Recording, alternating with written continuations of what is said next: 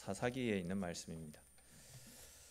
사사기 10장에 있는 말씀 보도록 하겠습니다. 사사기 10장에 있는 말씀, 제가 가진 성경으로 구약 성경 379페이지에 있습니다.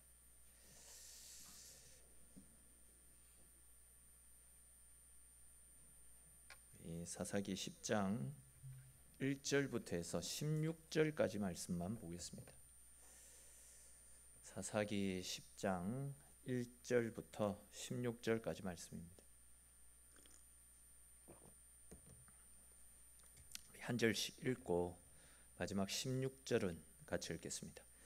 아비멜렉의 뒤를 이어서 이사갈 사람 도도의 손자 부하의 아들 돌라가 일어나서 이스라엘을 구원하니라. 그가 에브라임 산지 3일에 거주하면서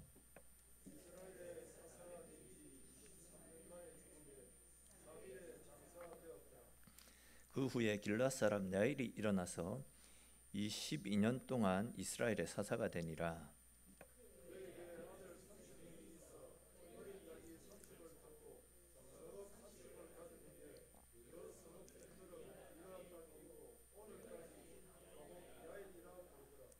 야일이 죽음에 가문에 장사되었더라.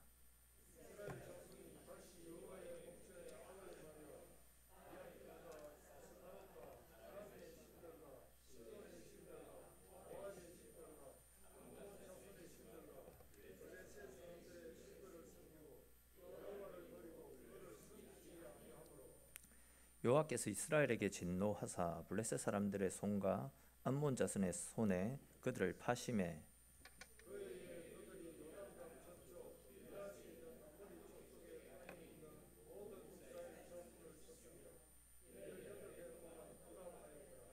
암몬 자손이 또 요단을 건너서 유다와 베냐민과 에브라임 족속과 싸움으로 이스라엘의 공고가 심하였더라.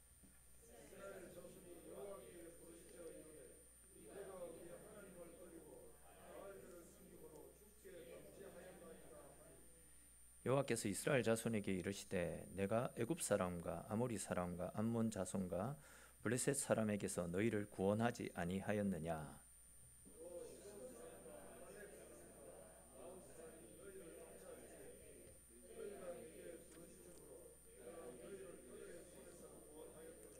너희가 나를 버리고 다른 신들을 섬기니 그러므로 내가 다시는 너희를 구원하지 아니하리라.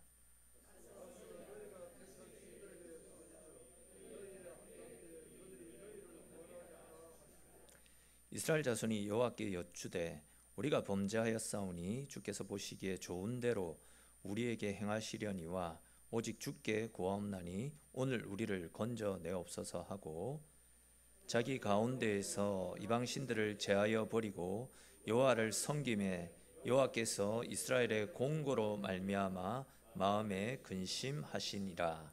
아멘.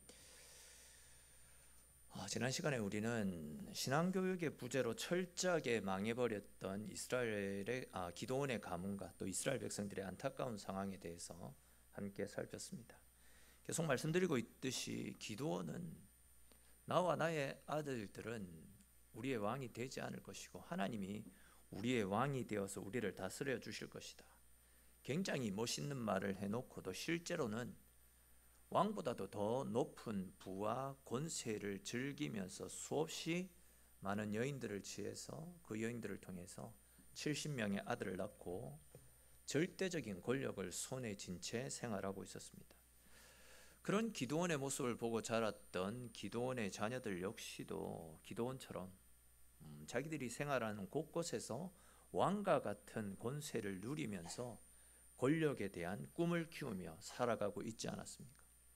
그 중에서도 이제 아비멜렉이라는 아들은 왕에 대한 욕심이 극에 달했죠.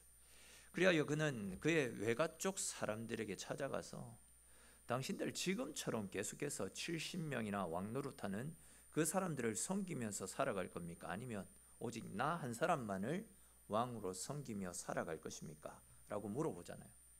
백성들 입장에서는 당연히 왕처럼 행동하는 70명에게 시달리는 것보다도 한 사람의 왕을 섬기는 것이 훨씬 유리했기 때문에 아비멜렉을 도와서 기드온의 60 9명의 나머지 형제들을 아들들을 다 죽이고 아비멜렉을 그들의 왕으로 추대하지 않았습니까?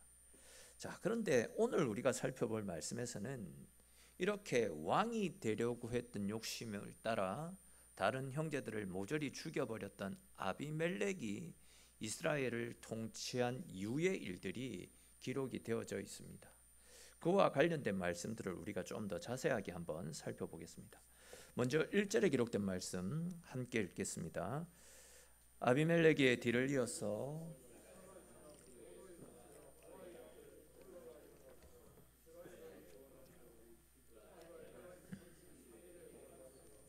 아멘. 자, 보시면 아비멜렉의 뒤를 이어서 돌라가 일어나서 사사가 되어 이스라엘을 구원하였다, 이런 말씀이 나타나잖아요. 근데 여러분, 이 말씀을 읽으면서 여러 다른 사사들이 등장했을 때의 모습과 뭔가 조금 다르다라는 것이 혹시 느껴지십니까? 보통 하나님께서 사사를 세우실 때에는 이스라엘을 괴롭혔던 이방인들의 손에서 이스라엘을 구원하시기 위해서 사사를 일으키시지 않았습니까? 근데 금방 읽은 말씀에서는 이방인들의 이름이 제외되고 있죠. 이방인들의 이름은 없고 그냥 돌라가 일어나서 이스라엘을 구원하니라, 이렇게만 기록을 하고 있습니다. 이것이 의미하는 것이 과연 무엇이겠습니까? 그것은 하나님께서 세우신 돌라라는 사살은 이스라엘의 외부의 적으로부터 이스라엘을 구원해내었던 것이 아니라 이스라엘 안에 있던 내부의 적으로부터 이스라엘을 건져내었다라는 그런 의미를 가지고 있다라는 거죠. 앞에서도 잠시 말씀을 드렸듯이 아비멜렉은 자기가 왕이 되고 싶은 욕심에 자기 외가 쪽인 세겜 사람들에게 찾아갔습니다. 그리고 이제 그들과 협조하여 나머지 배다른 형제 69명을 다 죽이고 왕이 되지 않았습니까? 이에 아비멜렉은 세겜 사람들이 나를 도왔으니까 너희는 나라의 중요 요직을 맡아서 성심성의껏 나를 도와달라, 이렇게 하지 않았겠습니까? 그러다 보니까 자연스럽게 세겜 사람과 비세겜 사람, 이런 식으로 편가르기가 일어났던 상황입니다. 또 거기에 대해서 우리가 읽진 않았지만 9장 중반 이후의 말씀을 쭉 보시면 아비멜렉의 외가 쪽 사람, 즉 세겜 사람들 가운데서 아비멜렉에게 불만을 품고 가알이라는 사람이 아비멜렉에게 반란을 일으키는 사건도 발생했었습니다. 그러니까 이제 나라가 4분 5열되어서 갈갈이 찢겨져 있는 그런 상황이었다라는 거죠. 얼마 전에도 비슷한 말씀을 드렸던 적이 있는데, 지금 이스라엘은 사탄의 속임수에 넘어가 가지고 자기들끼리 치고 받고 찢고 뽑고 이런 상황이 일어나고 있었다라는 겁니다. 9장 중반 이후에 자기들끼리 싸우고 피를 흘리는 그런 일들이 계속해서 일어나고 있었습니다. 왕이 되고자 하는 욕심 때문에 형제들을 다 죽였는데, 그렇게 갑작스럽게 억울한 죽임을 당했던 그의 형제들이나 또 지인들로부터 원한 아닌 원한을 많이 사지 않았겠습니까? 또 아비멜렉이 자기의 외가 쪽 사람들을 중용하다 보니까 비세겜 사람들로부터 자연스럽게 미움을 받고 견제도 많이 당했을 것입니다. 사실 같은 편끼리 마음을 모아가지고 잃어버린 신앙을 회복하고 감히 이방인들이 거룩한 하나님의 나라, 즉 이스라엘에 침범할지 못하도록 강건한 이스라엘을 만드는 데 힘을 모아야 되는데, 이렇게 지금 이스라엘은 편가르기를 하고 형제들끼리 싸운다고 진짜 나라가 온전히 세워질 수 없는 말 그대로 엉망진창 상황까지 내몰렸던 겁니다. 잘 알고 계시듯이 사탄이 오늘날 교회와 성도들을 넘어뜨리는 방법도 같은 방법 아닙니까? 분명히 교회는 모두가 마음을 합하여서 세상 속에 자리 잡고 있는 악한 문화, 악한 가치관에 맞서가지고 복음을 선포하며 침몰해가는 이 세상을 구원하고 살리는 세상의 방주 역할을 감당해야 되는 것이 교회와 성도의 역할입니다. 근데 오늘날 교회와 성도들의 모습을 보면 우리들끼리 싸운다고, 자기들끼리 싸운다고 교회가 감당해야 될 복음 사명에는 뒷전으로 미룬 채 엉뚱한 데 시간을 허비하는 경우들이 너무 많이 있습니다. 나와 다르다라고 해서, 내 마음에 거슬린다라고 해서 서로를 향해서 저 사람은 교회를 허무는 적이다, 나는 진리고 저 사람은 그 진리를 깨트리는 악이다, 그런 식으로 상대를 비하하고 정죄하는 경우들이 너무 많이 있습니다. 툭하면 교회끼리 싸운다고 정신을 못 차립니다. 교회만 그런 것이 아니죠. 가족끼리 싸워서 가정의 평화가 깨어지는 경우들도 너무 많이 있습니다. 직장 동료들에게 괜히 핫풀이를 하게 만들고 괜히 서먹한 관계로 만들어버립니다. 모두가 내가 생각하는 것이 진리다, 내가 답이다 라는 그런 미명하에 서로에게 상처를 주고 아픔을 줍니다. 결국 이 모든 것들이 사탄에게 놀아나고 있는 겁니다. 사탄은 손 하나 대지 않고 우리들끼리 싸우게 함을 통하여서 하나님 나라를 파괴시켜 나가는 겁니다. 분명히 사탄의 세력에 맞서서 복음을 전하여서 잃어버린 영혼들을 주님께로 인도하고 또 건강하고 아름다운 하나님 나라를 세워가야 되는 분명한 목표가 있는데도 불구하고 성도들끼리, 가족들끼리 싸운다고, 즉 자기들끼리 싸운다고, 진짜 싸워야 되는 사탄은 그대로 방치해둔 채 우리끼리 전력 손실을 입고 있는 이런 상황들이 너무 많이 일어나고 있지 않습니까? 여러분, 설령 그들과 싸워가지고 내가 이겼다라고 칩시다. 내가 이긴 것 가지고 주님 앞에 나아가, 주님, 제가 사탄의 탈을 쓰고 저를 핍박하는 우리 남편을 성령의 검으로 다 무찔렀습니다. 하나님께 이렇게 자랑스럽게 이야기할 수 있겠습니까? 그런 우리를 보고 하나님께서 착하고 충성된 종아 잘하였다라고 칭찬해 주실 것 같습니까? 여러분, 가족들을 이겨서 무슨 상급을 받을 수 있겠습니까? 같은 성도들을 이겼다라고 해서 그것이 무슨 유익이 있겠습니까? 교회는 그리스도의 몸인데 같은 성도를 이기는 것은 결국 몸인 예수님의 몸을 잘라내는 겁니다. 결국 내 몸을 상하게 하는 것과 다를 바 없다라는 겁니다. 오늘 본문에 나타나고 있는 이스라엘처럼 내분만 깊어지고 멸망의 길로 점점 더 빠져들어가는 것밖에 되지 않는 겁니다. 여러분, 우리는 더 이상 사탄의 이런 속임수에 넘어가서는 안 됩니다. 우리들끼리 싸운다고 전력을 낭비하고 하나님 나라를 세워가는 일이 멈춰지는 그런 어리석음을 범해서는 안 된다라는 겁니다. 우리의 대적은 사탄마귀입니다. 하나님이 하나 될 것을 힘써 지키라고 말씀하신 함께하고 있는 성도들이 아니라 사탄마귀의 세력에 맞서서 그들과 싸우고 하나님 나라를 지키는 것이 우리의 사명이지, 우리의 사명은 뒤로 한 채 같은 편끼리 싸우고 얼굴 붉히고 등 돌리고, 하나님이 과연 그런 우리의 모습을 기뻐하시겠습니까? 얼마 전에도 이 말씀을 드릴 때에 한번 말씀드린 기억이 있는데 혹 기억하시는지 모르겠지만, 여러분, 우리가 이렇게 같은 공동체 식구들끼리 싸우게 만드는 사탄의 공격에 맞서서 그 공격을 이길 수 있는 방법이 무엇이라고 말씀을 드렸습니까? 다른 것이 아니라 주님의 마음을 품는 겁니다. 낮아지시고 겸손하셔서 우리를 죽기까지 섬겨주신 그 주님의 마음을 품는 것입니다. 우리 주님을 한번 생각해 보십시오.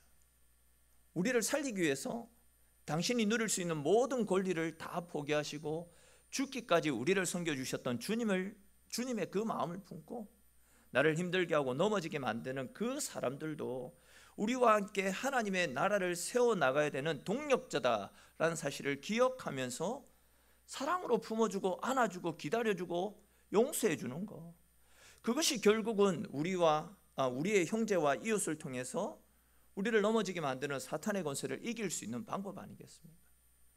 또한 그 사람이 교회를 안 다니는 사람이다라고 한다면, 즉 불신자라고 한다면, 내가 받은 십자가의 사랑으로 나도 용서받았는데 내가 용서하지 못할 이유가 무엇이 있겠습니까? 그 사람을 품어주고 용서하고 더 많이 사랑하며 섬길 때에 그 사람은 우리의 섬김을 보고 우리를 통해서 하나님의 사랑을 발견할 수 있게 되지 않겠습니까? 사랑하는 성도 여러분, 누군가가 자꾸 여러분들에게 싸움을 걸어오고 있지는 않습니까? 자꾸 화를 돋구고 잠을 못 자게 할 정도로 우리를 괴롭게 만드는 성도들이 있지는 않습니까?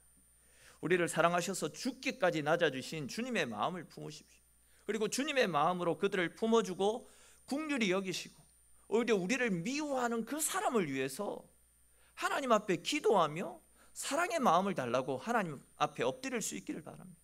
그것이 결국은 우리를 살리고 공동체를 주의 은혜 가운데 더욱더 건강하고 아름답게 세워나갈 수 있는 방법입니다.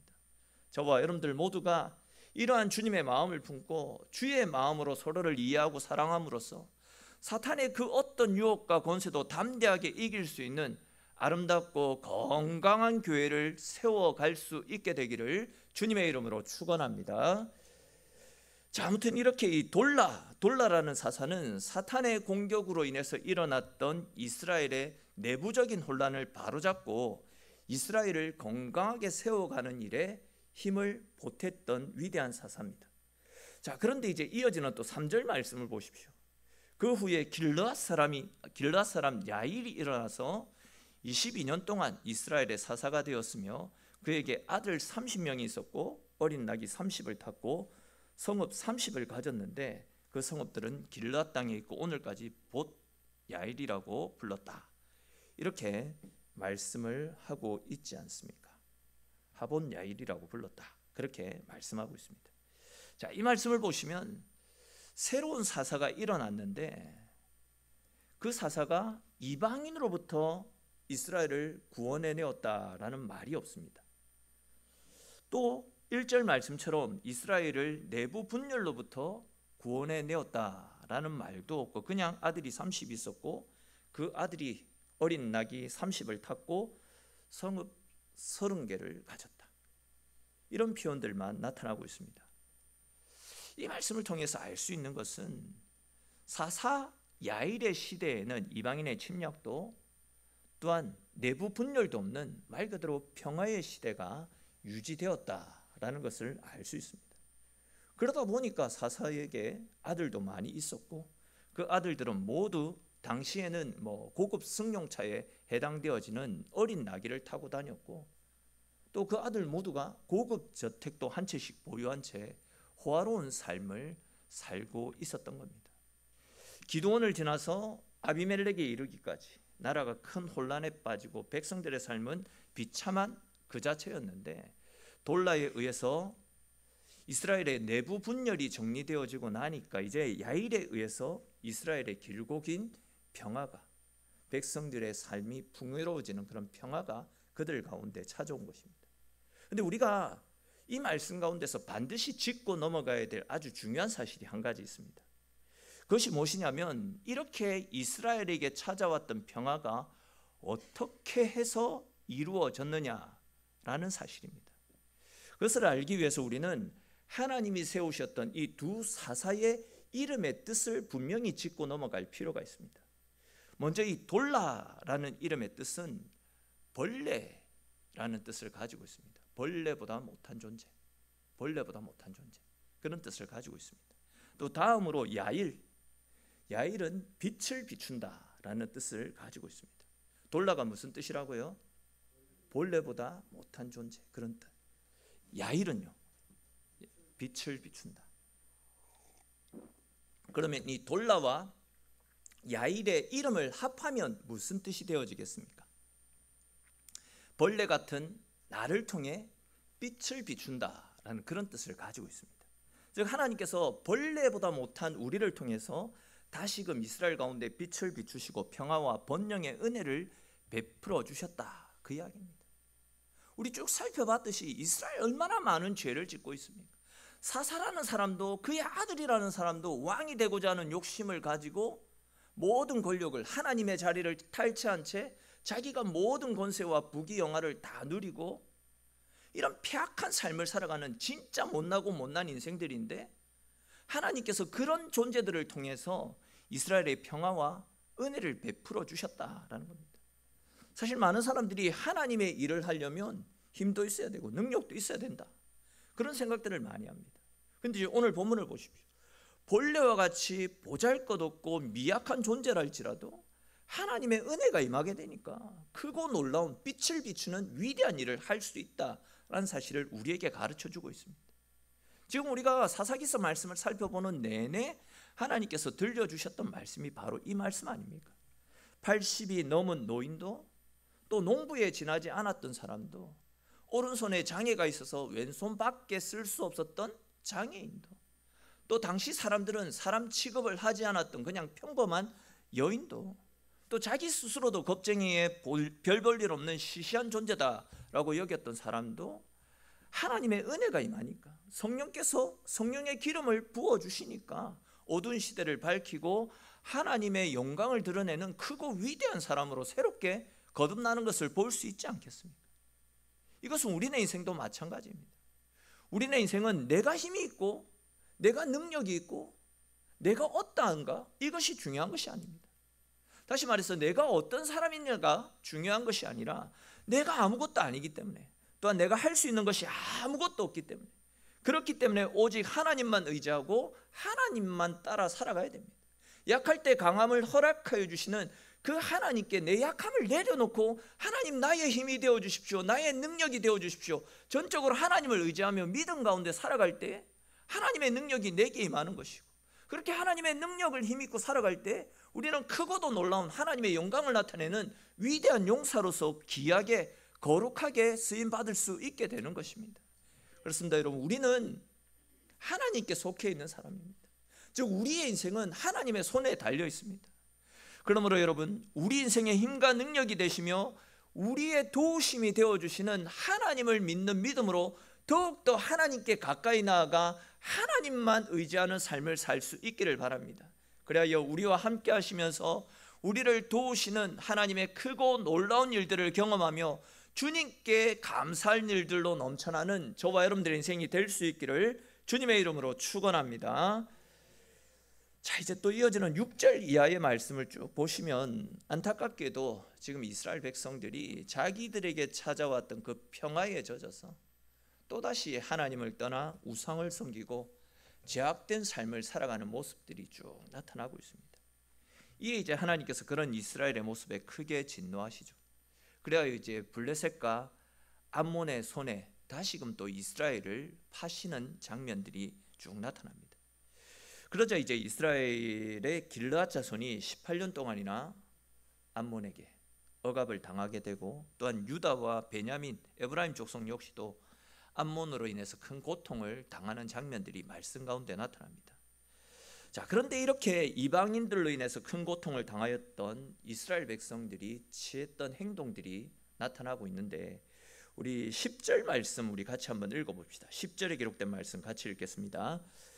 이스라엘 자손이 여호와께 부르짖어 이르되 우리가 우리 하나님을 버리고 바알들을 섬김으로 주께 범죄하였나이다 하니. 아멘. 자, 무슨 이야기입니까? 이스라엘이 자신들에게 찾아온 큰 고통으로 인해서 너무너무 힘들었기 때문에 자신들의 죄를 고백하고 하나님 앞에 용서를 구하는 장면 아닙니까? 즉 고통으로 인해서 하나님의 도우심을 구하며 하나님께 엎드렸다라는 겁니다. 자, 그런데 이러한 이스라엘 백성들의 기도에 하나님께서 어떤 반응을 보이고 계십니까? 11절과 12절 말씀 같이 한번 읽겠습니다. 여호와께서 이스라엘 자손에게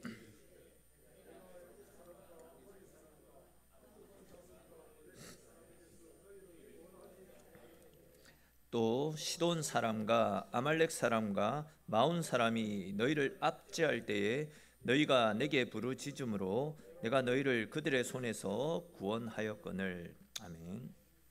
자, 무슨 말씀이냐면, 그냥 이 말씀은 그냥 간단하게만 말씀을 드리면, 이전에 이스라엘이 어려움에 빠져 있을 때 하나님께서 사사를 보내셔서 이스라엘 백성들을 구원해 주셨던 과거의 그 이스라엘의 역사를 하나님이 지금 상기시켜 주고 있는 말씀입니다. 근데 다시 13절을 보십시오. 내가 그렇게 너희를 돌보고 지키고 함께하는 은혜를 베풀었는데 너희는 그때마다 나를 버리고 다른 신들을 섬기지 않았느냐? 그 다른 신들에게 너희를 도와달라고 해봐라. 이제 내가 너희를 다시는 구원하거나 살려주지 않겠다. 그렇게 말씀하고 있습니다. 즉 하나님께서 복을 주시면 그 은혜에 감사하면서 더욱더 하나님께로 가까이 나아가서 하나님의 뜻 가운데 살아야 되는데 이스라엘은 어떻게 합니까? 하나님이 주신 복으로 오히려 더 범죄하고 더 많은 악을 행하였다. 그런 이야기가 나타나죠. 예를 들어서 하나님께서 우리에게 물질의 복을 주셨으면 그것을 가지고 교회를 위해서, 이웃을 위해서 사용해야 되는데, 오히려 지금 이스라엘 백성들은 그 물질을 가지고 자신들의 쾌락을 충족시키는 일에, 오로지 나의 배부름과 내 만족만을 위해서 모든 것들을 사용해 버렸습니다. 즉 하나님 주신 복에 감사하며 하나님을 높이며 하나님의 뜻대로 살기보다도 오히려 죄를 짓고 그들에게 주신 복이 오히려 그들을 하나님으로부터 멀어지게 만드는 수단으로 전락해버리고 말았다라는 겁니다. 이에 하나님께서는 그러한 이스라엘 백성들의 과거를 들추어내시면서 이번에는 내가 절대로 너희를 구원해 주지 않을 것이다, 이런 말씀을 하셨던 겁니다. 자, 그런데 이제 또 이어지는 15절 16절 말씀을 보시면 하나님으로부터 너희를 절대 용서하지 않을 것이다 라는 엄청난 말씀을 들었던 이스라엘이 다시금 하나님 앞에 기도하는 장면이 나타나는데, 우리 15절과 16절 말씀 다시 한번 읽어보겠습니다. 이스라엘 자손이 여호와께 여쭈되 우리가 범죄하였사오니 주께서 보시기에 좋은 대로 우리에게 행하시려니와 오직 주께 구하옵나니 오늘 우리를 건져내옵소서 하고 자기 가운데에서 이방신들을 제하여 버리고 여호와를 섬김에 여호와께서 이스라엘의 공고로 말미암아 마음에 근심하시니라. 아멘. 자, 근데 여러분, 우리가 앞에서 살펴보았던 10절에 나타나는 기도와 그 기도를 들으신 하나님께서 너희를 도와주지 않을 것이다 라고 대답하신 이후에 지금 이 기도는 15절과 16절의 기도는 하나님의 거절 응답을 받고 난 이후에 이스라엘이 다시금 하나님 앞에 기도드리는 내용인데, 10절에 나타나고 있는 기도와 15절과 16절에 나타나고 있는 이 두 기도의 차이가 혹시 뭔지 아시겠습니까? 한번 찾아보시겠습니까?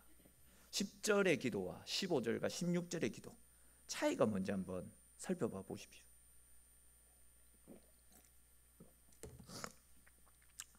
우리 같이 한번 봅시다. 먼저 10절을 보십시오.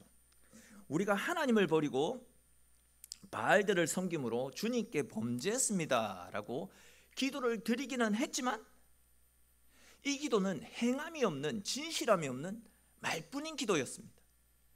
당장 자기들의 처지가 힘들었기 때문에 하나님 도와주십시오, 우리가 죄를 지었습니다 라고 기도를 드리기는 했지만, 그들은 그들 가운데 있는 우상을 제거하지 않은 채, 즉 여전히 그들에게는 그들이 섬기는 우상들이 절대한 가운데 자리 잡고 있는 그 상태로 기도를 드렸다라는 거죠.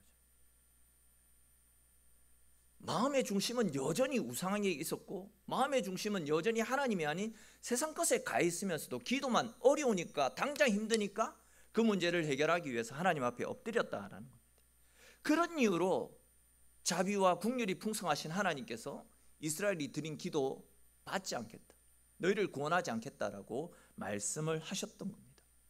자, 그런데 이제 하나님께서 이러한 이스라엘의 거짓된 모습을 꾸짖고 책망하시자 16절에 나타나고 있는 것처럼 그때서야 이스라엘이 기도드린 다음에 어떻게 합니까? 뒤늦게 그들 가운데 있는 이방 신들을 제거하였다라고 말씀하고 있지 않습니까? 처음 기도는 행함이 없는 기도였습니다. 두 번째 기도는 행함이 따르는 진실한 기도였습니다. 그런데 여러분, 혹 지금 이스라엘 백성들의 모습이 지금 현재 우리의 모습은 아닌지 모르겠습니다. 하나님 뜻대로 살겠습니다, 하나님이 내 삶의 주인이시기에 내가 주인 삼은 모든 것 다 내려놓고 온전히 주님만 따르겠습니다 라고 말하면서도 여전히 내 자존심이, 내 자아가 내 삶의 주인이 되어서 내 욕심에 따라 살아가는 그런 삶을 살아가고 있지는 않습니다. 기도는 그럴싸하게 하고 눈물을 흘리며 회개하고 돌아가는데 여전히 세상 것들의 마음을 빼앗긴 채 하나님은 온데간데 없는 삶을 살아가고 있지는 않습니까? 교회에 십자가 종탑은 있고 십자가의 모양은 걸려 있는데 십자가를 지고 주님의 길을 걸어가는 사람들이 얼마나 남아 있습니까? 즉 기도는 하는데 삶으로 옮겨지지 않아서 여전히 세상의 방식을 포기하지 못하고, 여전히 나를 죽이지 못하고, 여전히 나에게 유익이 된다라고 생각하고 나에게 어떤 이익이 되어진다라고 생각하는 세상 것들에 매여서 하나님은 온데간데 없는 그런 삶을 살아가고 있지는 않습니까? 진짜 답이 없는 인생이 우리네 인생이라 할 수 있습니다. 자, 그런데 이제 중요한 것이 16절 말씀에 나타납니다.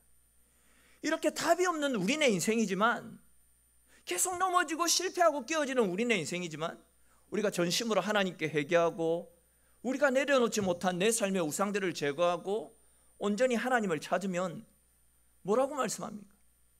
하나님께서 그런 우리로 말미암아 근심하신다라고 말씀하고 있습니다. 하나님께서 우리를 때문에 근심한다. 하나님께서 나 때문에 근심하신다. 저는 이 말씀이 소망 없는 우리 인생들에게 있어서 가장 큰 소망이다라고 생각이 되어집니다. 왜 그렇습니까? 하나님께서 우리를 위해서 근심을 하시면 당연히 우리에게 맞는 최고의 길로 우리의 삶을 인도해 주실 것이기 때문입니다. 사실 우리에게는 문제를 해결할 방법이나 능력이 아무것도 없습니다. 그렇지만 하나님께는 문제를 해결할 수 있는 하나님이 가지고 있는 최고의 묘수가 항상 우리를 위해서 다 준비가 되어져 있습니다. 다시 말해서 우리가 전심으로 회개하고 전심으로 주의 도우심을 구하며 주께 엎드릴 때에 하나님은 당신이 가지고 있는 능력과 지혜를 가지고 우리를 도와주실 것입니다. 잘 아시는 것처럼 우리가 우리의 약함을 내려놓고 전심으로 하나님을 찾으면 그때부터는 내가 가진 문제가 나의 문제가 아니라 하나님의 문제가 되어서 하나님을 근심하게 만드는 겁니다. 그렇게 하나님께 내 문제가 넘어가게 되면 하나님께서 근심하게 돼서 하나님이 가지고 계신 누구도 알 수 없는 최고의 방법으로 내 삶에 있는 모든 문제들, 모든 어려움들과 아픔들을 단번에 해결해 주시는 하나님의 은혜를 누릴 수 있게 되는 것입니다. 그러므로 여러분, 우리 눈에 아무것도 일어나지 않는다라고 해서 답답해할 필요가 전혀 없습니다. 우리의 눈에는 보이지 않지만 우리가 전심으로 하나님을 의지하고 하나님을 찾을 때에 하나님은 우리를 위해서 일하고 계심을 믿으시기를 바랍니다. 그러한 하나님의 선하심을 믿고 우리의 약함을, 우리의 연약함을 주님께 다 내려놓고 주님을 찾을 때에 지금도 살아 역사하시는 하나님께서 우리를 위해서 일하시고 우리를 이렇게 세워주시는 하나님의 능력을 경험하게 될 줄로 믿으시기를 바랍니다. 날마다 하나님을 의지하는 믿음 가지고 하나님께 전심으로 나아가 전심으로 하나님을 찾으심으로 우리를 위해서 일하시고 우리를 이렇게 세워주시고 우리를 회복시켜 주시는 하나님의 능력 가운데 날마다 일어서며 그 은혜로 말미암아 승리하는 저와 여러분들의 인생이 될 수 있기를 주님의 이름으로 간절히 축원합니다. 기도드리겠습니다. 우리를 사랑하셔서 기도의 자리로 불러주시고 우리를 향한 주의 말씀을 나누고 함께 기도할 수 있도록 은혜 베풀어 주셔서 감사합니다. 주님, 오늘 이 시간 기도하는 가운데 우리의 생각이 변화되어지고 하나님을 바라보는 우리의 믿음이 새로워지고 기도의 입술이 변화되고 우리의 심령이 새로워지는 은혜의 시간이 될 수 있도록 주님 역사하여 주시옵소서. 오늘 특별히 말씀을 통하여 우리 가운데 문제가 있고 아픔이 있을 때에 주님께 모든 것들을 가지고 주님을 찾으라 라고 말씀하셨습니다. 이 말씀을 붙잡고 주님을 부르짖을 때에 우리 속에 있는 모든 문제와 아픔들이 주의 은혜 가운데 말끔하게 회복되어질 수 있도록 주님 역사하여 주시옵소서. 특별히 주님, 하나님은 우리가 겪고 있는 그 어떤 문제보다도 크고 위대한 분이심을 고백합니다. 우리에게 있는 큰 일들 주님 앞에 내려놓을 때는 아무것도 아닌 작은 일에 지나지 않음을 우리가 믿고 있습니다. 우리에게는 어려운 일도 주님께는 너무나도 쉬운 일이고 우리에게는 부담스러운 일도 주님께는 아무것도 아닌 일이지 않습니까? 그러하기에 이 시간 우리 속에 있는 모든 문제, 근심, 걱정들 모두 가지고 크고 위대하신 주님 앞에 다 고백하오니 주님, 우리의 모든 문제들 가져가시고 우리의 삶 가운데 하늘의 평안과 위로하심과 만져주시는 은혜로 가득히 채워주시는 귀한 시간 되어지도록 주님 역사하여 주시옵소서. 특별히 주님, 우리 성도의 가정에 아직도 믿음을 거부한 채 주님을 모르는 성도들이 많이 있습니다. 믿지 않는 자들에게 다가올 심판과 멸망을 알기에 그 영혼을 긍휼히 여기며 기도하고 있는 우리 성도들의 부르짖음에 귀 기울여 응답하여 주셔서 속히 온 가족이 주님을 영접하고 주님을 예배하며 한 상에 둘러앉아 주님께서 행하신 크고 놀라운 구원의 역사들을 서로 자랑하고 나눌 수 있는 은혜의 때가 속히 이루어질 수 있도록 주님 역사하여 주시옵소서. 뿐만 아니라 신앙의 매너리즘에 빠져 습관적으로 형식적으로 신앙생활하고 있는 우리의 연약한 심령 속에도 성령의 불을 내려주셔서 다시금 뜨거워진 가슴을 가지고 생명의 복음을 전하고 주의 교회를 섬길 수 있는 저희들 되어질 수 있도록 복의 복을 더하여 주시옵소서. 사랑의 주님, 이 시간에도 기도하오니 복중에 있는 태아로부터 연로하신 어르신들의 이르기까지 우리 엘림에 속한 모든 지체들을 항상 주의 날개 그늘 아래 품어주셔서 폭풍 가운데서 고요하고 평안하고 건강하고 복된 삶을 살아갈 수 있도록 주님 함께하여 주시옵소서. 주님, 우리 성도들 가운데 영적으로 육적으로 주님이 만져주셔야 되는 연약한 성도들이 많이 있습니다. 주님, 우리는 문제의 원인을 알지 못하지만 하나님은 우리의 연약함까지도 우리의 세포수까지도 다 세고 계신다라고 말씀하셨사오니 성도들의 아픔 속으로 찾아가 주셔서 만져주시고 그 모든 아픔들이, 마음의 상처들이 주의 은혜 가운데 깨끗하게 완전하게 회복될 수 있도록 복의 복을 더하여 주시옵소서. 혹 우리 성도들 중에 재정적인 궁핍함으로 주님 앞에 엎드리는 성도들이 있지는 않습니까? 또한 남에게 말하지 못하는 이런저런 고민거리들을 가지고 주님 전으로 나온 성도들이 있지는 않습니까? 이 시간 하나도 숨김없이 주님 앞에 다 내려놓게 하시고 우리가 내려놓은 우리의 연약함, 우리의 아픔들, 우리 속에 있는 은밀한 비밀 하나도 남김없이 회복시켜 주시고 새롭게 하시고 강하게 해주시는 주의 크신 은혜와 능력을 경험하고 돌아가는 은혜의 시간 될 수 있도록 주님 역사하여 주시옵소서. 또한 주님, 우리 교회가 필리핀 현지에 세운 바얀 교회를 기억하셔서 주님 오실 때까지 바얀 교회가 바얀 지역의 잃어버린 영혼들을 주님께로 인도하는 일에 귀하게 쓰임 받을 수 있도록 주님 함께하여 주시옵소서. 하루속히 오고 가는 험난한 길에 포장된 도로가 잘 닦이게 하시고 교회를 사역하는 사역자들, 교회를 섬기는 모든 직분자들이 주님 주시는 은혜 가운데 맡겨주신 사명 잘 감당하여 날마다 주의 영광으로 풍성한 교회 될 수 있도록 주님 함께하여 주시옵소서. 주님, 이 시간에도 주님께 감사를 드리는 것은 우리 교회 가운데 새 가족들을 보내어 주셔서 감사를 드립니다. 우리 모두가 그분들을 사랑으로 돌아보고 섬기게 하시고 우리가 원하고 기도하는 것처럼